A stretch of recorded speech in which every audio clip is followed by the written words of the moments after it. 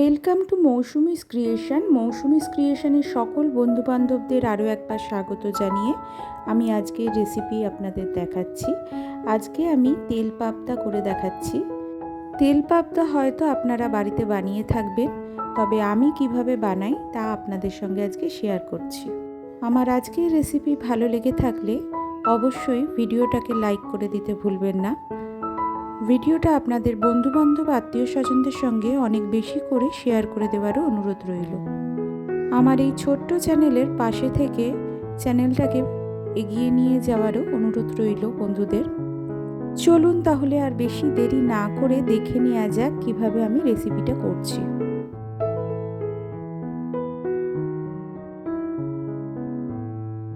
তেল পাবদা বানানোর জন্য প্রথমেই যেটা প্রয়োজন পাবদা মাছ, সেটা আমি নিয়ে নিয়েছি ভালো করে ধুয়ে। পাবদা মাছটাকে সামান্য হলুদ, লবণ আর সামান্য রেড চিলি পাউডার আর সামান্য একটু সর্ষের তেল দিয়ে ভালো করে মাখিয়ে রাখছি। 20 মিনিট মাখিয়ে রাখতে হবে এইভাবে। তারপর আমি মাছগুলোকে ভেজে নেব।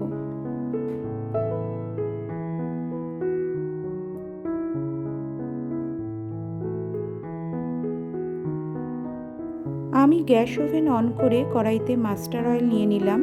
মাছ ভাজার জন্য যতটুকু প্রয়োজন ততটুকুই মাস্টার অয়েল ইউজ করবেন। তেলটা ভালোভাবে গরম হয়ে এলে আমি মাছগুলোকে ভেজে নিচ্ছি। তেলটা গরম করে নেবেন তখন গ্যাস ওভেনটা হাই ফ্লেমে রাখবেন। আর যখন মাছ ভাজবেন তখন একদম লো ফ্লেমে করে মাছটা ভাজতে হবে। পাবদা মাছ এমনিতেই খুব নরম হয়, সেই জন্য অবশ্যই লো ফ্লেমে করে মাছটা ভাজবেন। খুব কড়া করে মাছ ভাজার দরকার নেই, হালকা করে একটু মাছটা তেলে নাড়াচাড়া করে তুলে নেবেন। এক পিঠটা হলে তবেই অন্য পিঠটা উল্টে দেবেন, বারবার নাড়াচাড়া করবেন না। পাবদা মাছ খুব নরম হয়, ভেঙে যাবে বারবার নাড়াচাড়া করলে। সেই জন্য এক পিঠটা যখন হবে তখনই অন্য পিঠটা উল্টে দিয়ে আমাদের মাছগুলো তাড়াতাড়ি তুলে নিতে হবে।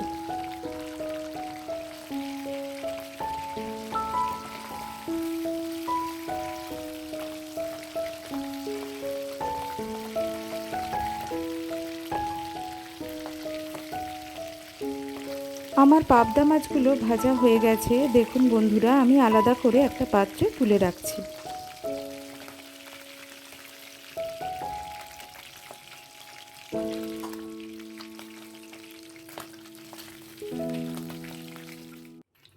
তারপর আমি মাছ ভাজার ওই একই তেলে দিয়ে দিচ্ছি একটা গোটা তেজপাতাকে ছিঁড়ে, 3-4টে শুকনো লঙ্কা দিচ্ছি।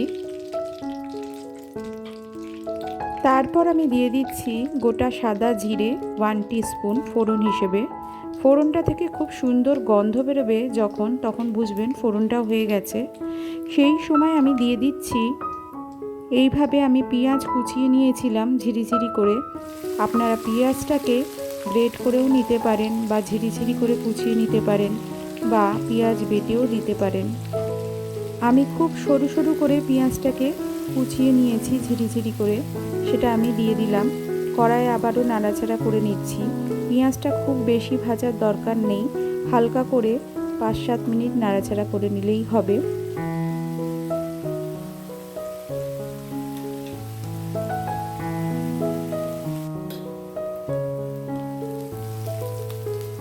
এরপর আমি দিয়ে দিলাম টমেটো পেস্ট। আমি একটা টমেটোকে মিক্সিতে পেস্ট করে নিয়েছিলাম, সেটা আমি দিয়ে দিলাম।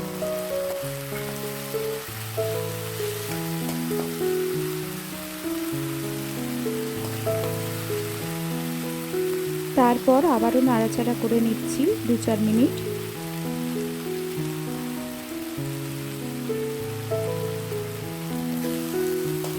এরপর আমি দিয়ে দিচ্ছি 1 টিস্পুন আদা বাটা, 1 টিস্পুন রসুন বাটা। আদা রসুন বাটাটাকে একসঙ্গেই দিয়ে দিচ্ছি। আদা বাটা রসুন বাটা দিয়ে আবারও নাড়াচাড়া করে নিলাম, যাতে আদা রসুনের কাঁচা গন্ধটা একেবারেই চলে যায়। এরপর আমি দিয়ে দিচ্ছি 1 টিস্পুন হলুদ গুঁড়ো, 1 টিস্পুন সাধারণ রেড চিলি পাউডার। ঝালটা আপনাদের প্রয়োজন অনুসারে দিয়ে নেবেন, যে যেরকম ঝাল খান। আমি এখানে 1 টিস্পুন দিচ্ছি, খুব বেশি ঝাল আমি দিচ্ছি না।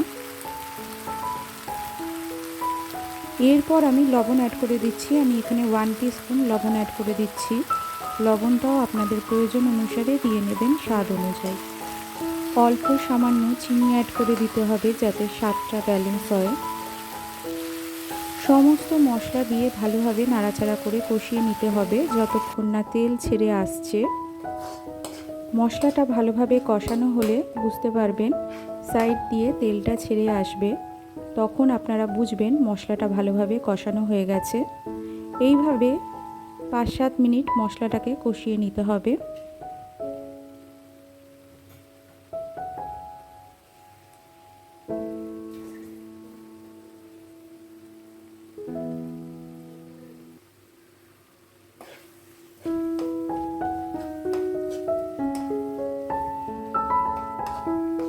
মশলা কষানোর সময় অল্প অল্প জল অ্যাড করে দিতে হবে। অল্প করে জল অ্যাড করে মশলা বারবার করে কষিয়ে নিতে হবে। অল্প অল্প করে জল অ্যাড করবেন আর মশলাটাকে কষিয়ে নেবেন। আমার মশলা ভালোভাবে কষানো হয়ে গেছে। মশলা কষানো হয়ে গেলে 5 মিনিট ফুটতে সময় দিচ্ছি। তারপর আমি অ্যাড করে দিচ্ছি ভেজে রাখা পাবদা মাছগুলো।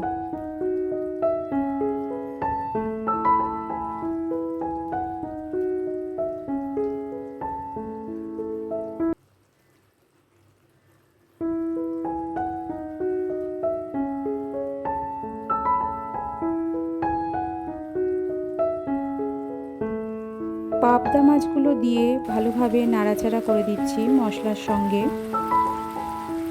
আরও 4-5 মিনিট ফুটতে সময় দিচ্ছি। 4-5 মিনিট ফুটতে সময় দিলেই আমাদের রান্নাটা একদম হয়ে যাবে।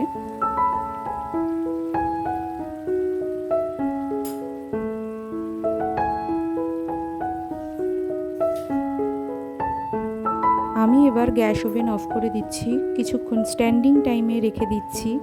তারপর তুলে নেব একটা সার্ভিং ডিশে বা একটা সার্ভিং ট্রেতে। এটাকে এবার গরম ভাতের সঙ্গে সার্ভ করা হবে। আজকের রেসিপি ভালো লেগে থাকলে অবশ্যই ভিডিওটাকে একটা লাইক করে দিতে ভুলবেন না বন্ধুরা। কমেন্ট অবশ্যই করবেন, আপনাদের কেমন লেগেছে কমেন্টের মাধ্যমে অবশ্যই আমাকে জানাতে ভুলবেন না। আর ভিডিওটাকে আপনাদের বন্ধুবান্ধব আত্মীয় স্বজনদের সঙ্গে অনেক বেশি করে শেয়ার করে দেবার অনুরোধ রইল। আমার চ্যানেলকে সাবস্ক্রাইব করে নেওয়ারও অনুরোধ রইল বন্ধুরা। আর পাশে থাকা বেল আইকনটা অবশ্যই অন রাখবেন। আমি একটা সার্ভিং ডিশে এটাকে তুলে নিয়ে আপনাদের কাছে খুব তাড়াতাড়ি ফিরে আসছি।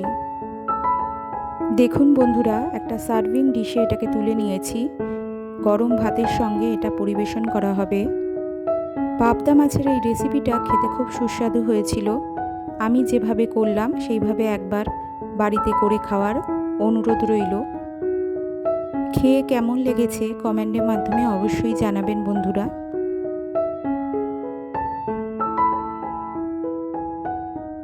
আজকের মতো এখানেই শেষ করছি। ভালো থাকবেন, সুস্থ থাকবেন। আবার দেখা হবে অন্য কোনো ভিডিওতে, অন্য কোনো দিন। Thank you.